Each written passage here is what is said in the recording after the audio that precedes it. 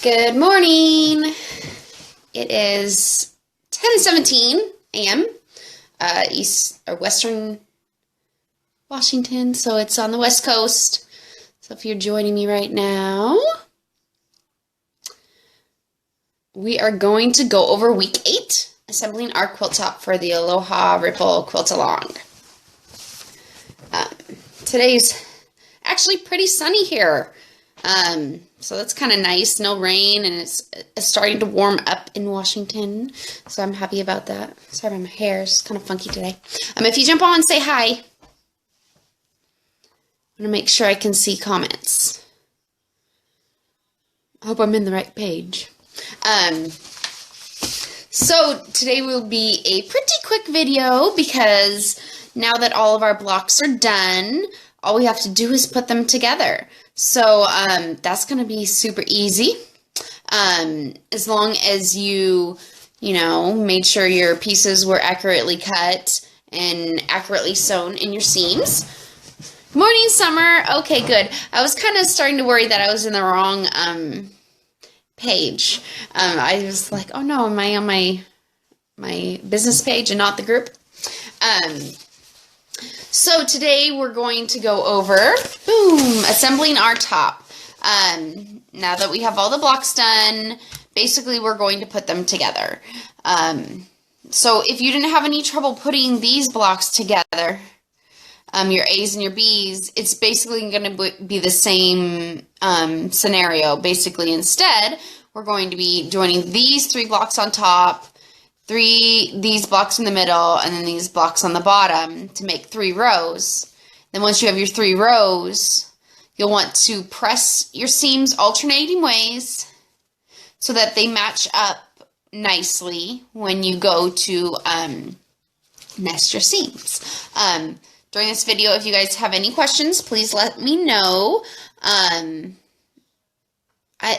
It's basic. I don't know if I'm trying to think if there's anything like specific. Basically, so we lay your blocks out. Morning, Lynn.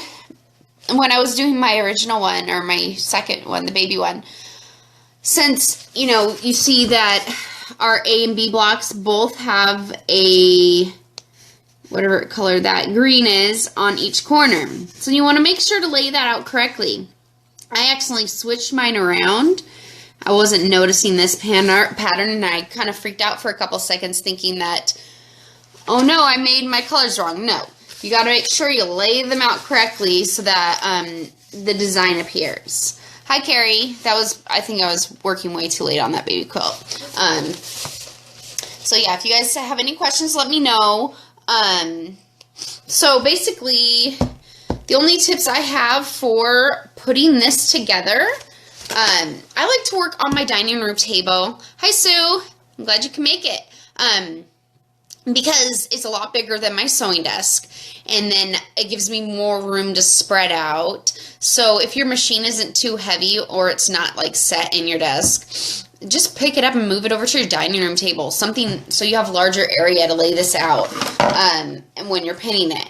When I pin mine, the whole reason we did the alternating directions of seam or alternating pressing, we pressed these up, and then when we pressed these down, so that when we go to match them up, we're going to be able to nest our seams, basically, match them up, and they kind of just fold in together, and they match up perfectly, kind of interlocking. I don't know if you can see that very well. I'll get really close. See how they just kind of butt right up? Even when you just lay the top layer on top of the bottom, you can feel it with your finger that they're interlocking correctly, right next to each other. And when I pin, I like to pin right here. And first what I do is I line this one up, and then I line this one up, and I pin. And then you kind of just pull the fabric, not really tight, but don't stretch it, but just kind of pull it a little bit so that this kind of lays together nicely, and then put a couple pins in it. Sometimes, because we're not perfect, sometimes this one might be a smidge bigger than the top, this side. So just kind of going like this a little bit kind of evens the fabric out, and when you pin it, when you sew through it, it's more evenly distributed, and then you don't really see that one was a little tiny bit larger than the other, maybe because it was, you know, a thread width larger. Then once I got those all pinned, I just sew a 1/4 inch scant, and when you're going over it, I guess this one's a bad example because you can't really see your half square triangles on this one, but sometimes you can when you're sewing them together. Let's see, and you want to go over the little tip, and when you can't, kind of like with this, the flying geese, you want it to go, when you're sewing, you want it to go under this point. Well, if you can't see it, I just like to make sure when I'm going over these lumpy parts, go slow and make sure your foot is butted, or this is butted right up to the 1/4 inch mark, so that you know you're getting a 1/4 inch scant, because the scant accounts for when you fold and open your fabric, and it makes it, you know, the correct amount. So I got the, if there's no questions, this is going to be a really short video. So I got my 3 rows together, and then once you sew it, I like to finger press it open, and then you press it. Some of mine didn't totally, like, so if this happens, you could go through again and just sew.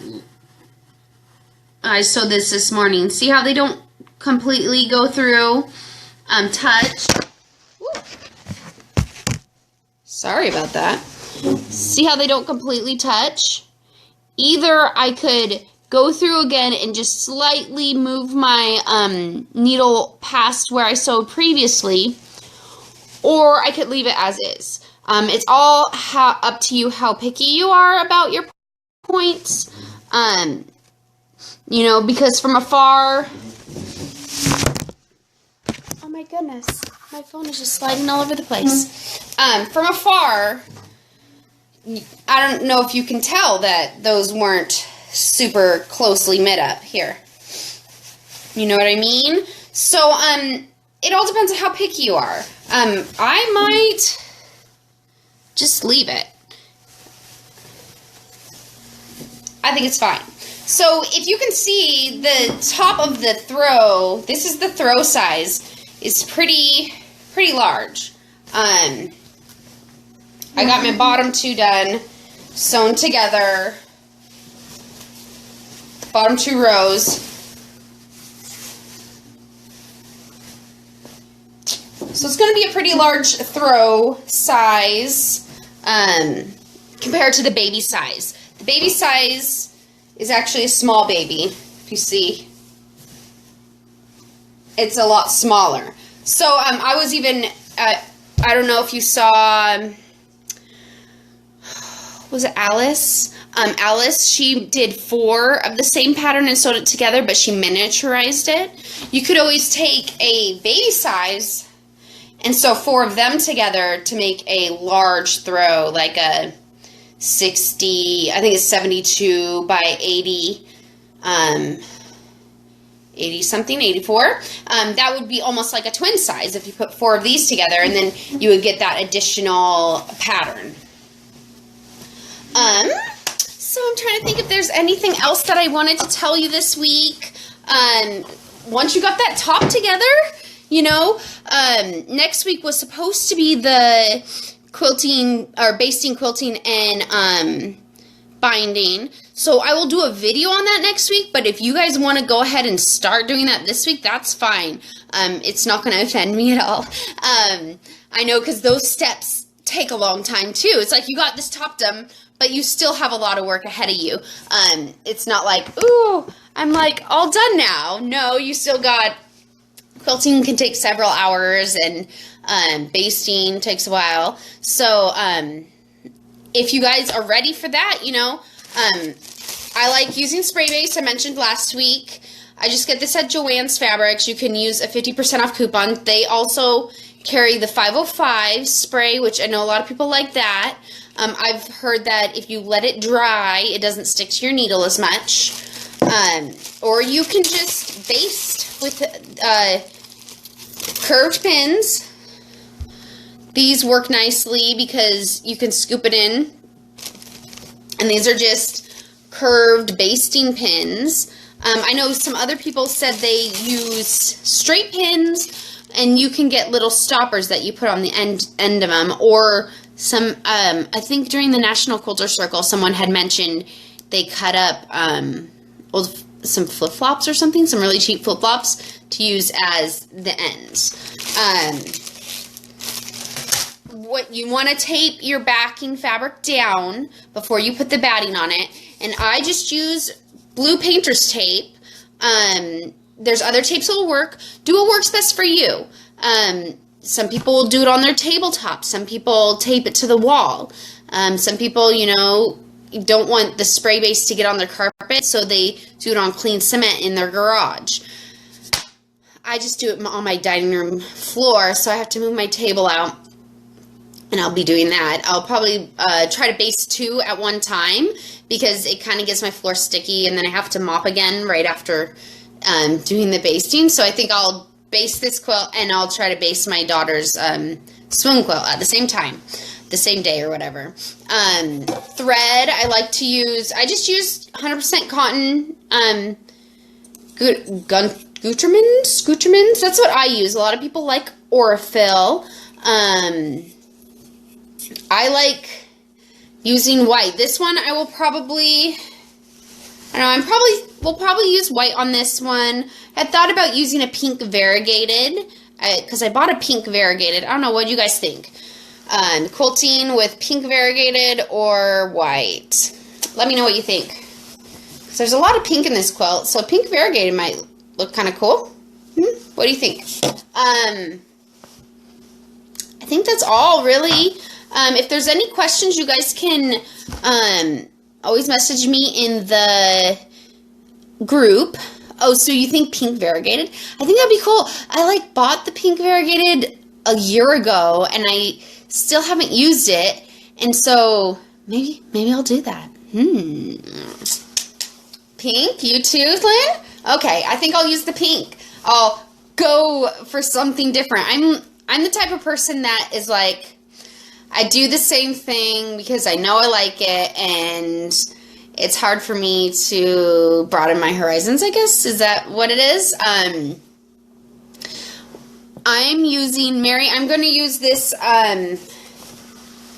the bright pink for my backing fabric. So it's going to be this bright pink because there's not a lot of it in the quilt, but it's in both of this floral and it's in this floral. So I thought to make it pop more, I would use this as the backing. So I thought pink variegated, because there's some dark pink in that variegated. Think it would look good? Do a practice sandwich and see how it looks. Good idea, because I have some scraps of this. Maybe I'll do that. Pink for sure, pink for sure. Okay, I'll do it, because like my go-to is white, like almost on anything. Like this quilt doesn't even have white in it on the front. It has white on the back, the black and white, but on the front it has no white. But I did white because I'm like, I guess in a white thread rut. Sometimes I use natural if there's like natural, like a cream, but I usually go for white. Okay, you guys, if you think I should do pink, I'll do pink. I would use pink that matches the backing and variegated on the top. I don't know if I'll have to go, I'd have to go to the store and buy pink for the back. Maybe I'll have to do that once I get my car back. My car is still in the shop. I will hopefully get it back on Friday. Being stuck at home is kind of like, I'm not really stuck at home. Yesterday I went grocery shopping in my husband's truck while he was at work. Because he has his own work truck and then he has a personal truck. So I don't really like driving it though. It's huge. Okay, so maybe I'll do pink. Maybe, because like the bright pink, I bet I could find a bright pink Gutermans at the store too for the back.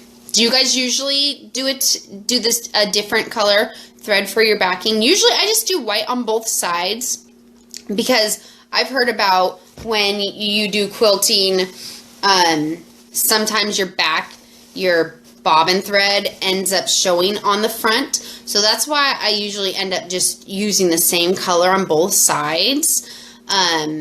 Because like if you did a black on the back and a white on the front, if you had a lot of whites, the black might show up on the front. You know what I mean?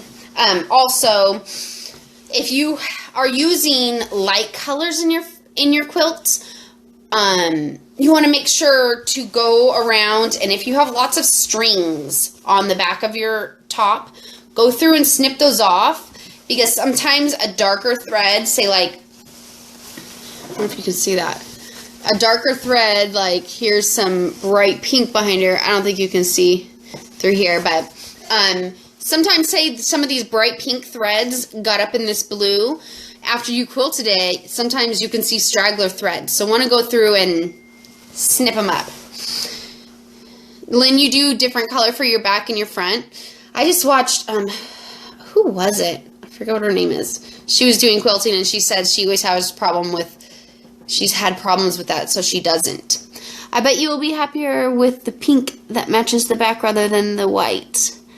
But that's just my opinion. Do you like your quilting not to show very much, Mary? I don't know. I kind of like the white. It kind of stands out and you can kind of see the quilting. I do all that work quilting, all those hours of quilting. I want it to kind of show up, you know?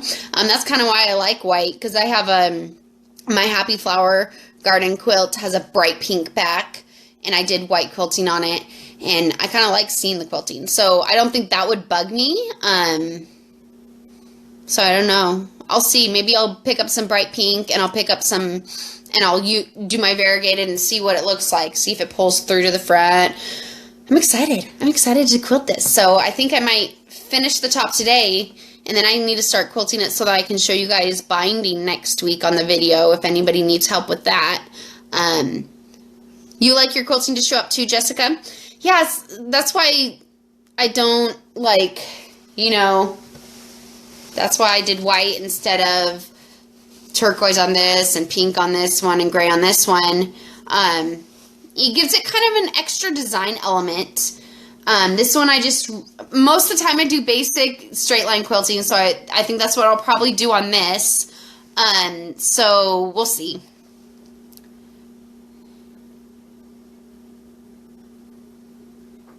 So variegated on the front, pink on the back. Maybe I'll have to do a couple like test swatches and see what I like best. Maybe if I was a bit better with my quilting, I wouldn't mind showing. I'm sure your quilting is fine, Lynn. My quilting has gotten a lot better since I got my walking foot. It helps my stitches be a lot more even. I really don't care, you know. Oh, I forgot my hair marker. I know I've talked about my hair marker too a lot. It's this plastic tool that you can mark out your lines with your ruler too. That's helped with my straight line quilting a lot. And then also, if you're like, I can't quilt straight lines, one of my quilts I did wavy. I took a marker and drew a big wavy line, and I kind of used that as my baseline, and I used this with it has this little bar that snaps in. I don't know what, my kids must have took it off. And then I lined it up 1 inch apart, and I just followed that wavy line, so my whole quilt has this huge waves going like this. I've also seen some people that just kind of do a bunch of different wavy lines. So if it's hard to do straight lines, just do a bunch of wavy. Just kind of move your quilt like this when you're quilting it, and you'll just get a bunch of wavy lines. That might be easier than straight lining it. I don't know. I'm excited. Our quilt tops are going to be done, and I know a lot of people have already started. They've already done their tops, and probably already started quilting and basting. I'm excited to see all of them done, so make sure to post pictures. If you have already finished and you would have a couple minutes. If you could go to the Craftsy site and leave a little review, that will help other people when they go look at this pattern to see if they want to download it or not. It's a free pattern, so I don't know why they wouldn't want to download it, but it might like help them know a little bit about it instead of they buy all this fabric and then they don't know if they really want to make it. So it kind of helps people give a little view into the pattern. So if you have a couple minutes, if you could go do that, I would very much appreciate it. Sheila? So you're a little bit behind, Sheila, but this week kind of, I guess, gives people a little bit of time to catch up because, you know, today is just kind of putting all of your blocks together, which I did most of mine. Like, it took me an hour this morning just to put those together, maybe less. I sent out the newsletter and all that stuff this morning. I've been up since 4, but I didn't start until about 5. And so I was able to do that really quickly this morning. So this week will give people time to catch up to get to this point, and I'm excited.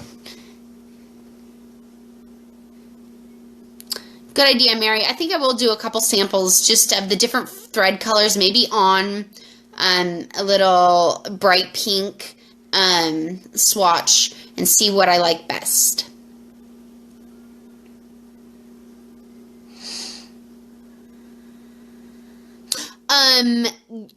So you're asking any tips on how to get under the machine arm.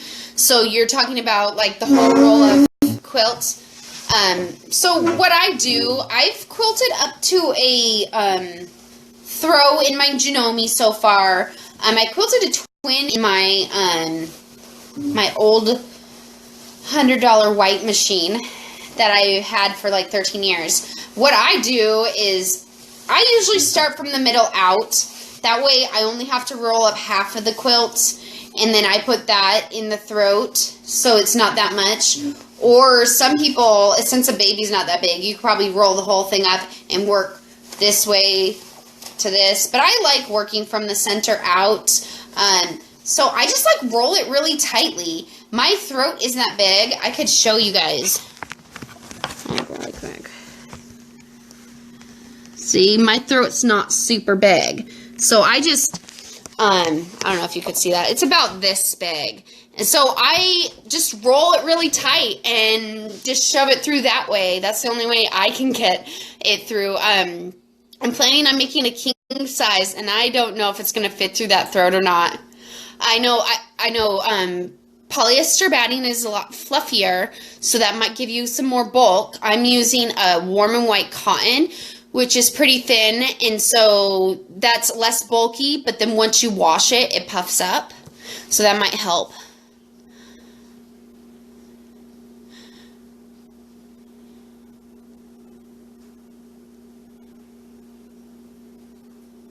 Yeah, I've been up since 4 just because my husband wakes up at 4, Sheila. It's like, that's when I can get most of my sewing done is if my kids are asleep. So, he left, I help him with his lunch, and then he left, and then I did my newsletter and the blog and all that stuff this morning, released it all, you know, and then I started sewing because that way I get 5 to 7, because wake up at 7, so I get 2 hours of sewing. So, that's how a mama does it. You know, when you have a toddler at home all day and she doesn't like you to sew, she wants you to play with her and, you know, feed her and do all the housework. So that's what a mama does, gets up at 4 and sews.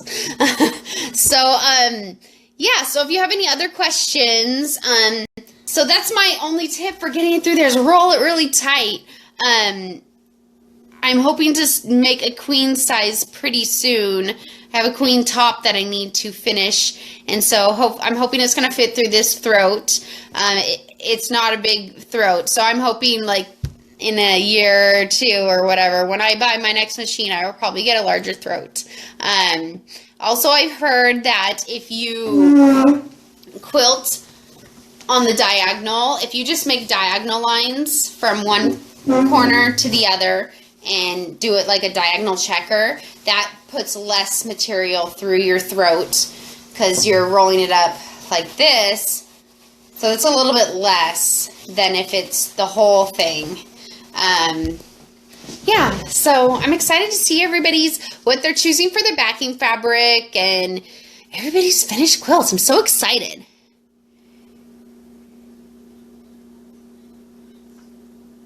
So Mary, you don't think it's going to fit in your Janome Skyline? Does that have, how big of a third does that have? I don't know. I bet I could measure mine. So mine is about 6. My phone is propped up on my sewing machine. 6 by 5. Because I figure a Skyline would probably have a little bit bigger throat than mine. Even if you rolled it really tight, you think it would fit through? So what are you going to do? Are you going to quilt it yourself, or are you going to send it out to get quilted? I know a lot of people do that when their quilt is too big. Like a lot of king-size people, king-size quilts people just send to their long arm. I think it'd be cool to like kind of see if a long arm lets you rent out their machine. That would be fun, huh? Oh, wow. So your throat's a lot bigger than mine. You're going to send it out? So now that kind of worries me about doing my queen size. We'll have to see how that fits through there. I'll let you guys all know. Probably after I finish this and Snow's quilt, I will tackle that one next. So if there's no more questions, I don't want to keep you guys on here all day and just bore you. So next week, I will kind of go over quilting. I'll pull out a few of my quilts just to give you kind of some ideas about how I like to quilt. I've never free motion quilt, so if you're looking for that, I would suggest Googling free motion quilting. I'm all about straight line quilting because I haven't tried out my foot yet. I will do it soon, I promise. And then I'll also give some pointers on binding. And basting. So if you guys have any questions before then, just post them in the group. And you guys have a wonderful day. I will talk to you guys next Tuesday at 10:15 a.m. Okay, Sheila, yours is 6 by 5 also? Okay, let me know how it fits through there. Are you using a warm and white cotton batting? That's what I usually use. Oh, actually, I think I'm going to use the warm and plush for the queen size. I will see. All right, you guys. See you guys later. I will talk to you later. Bye.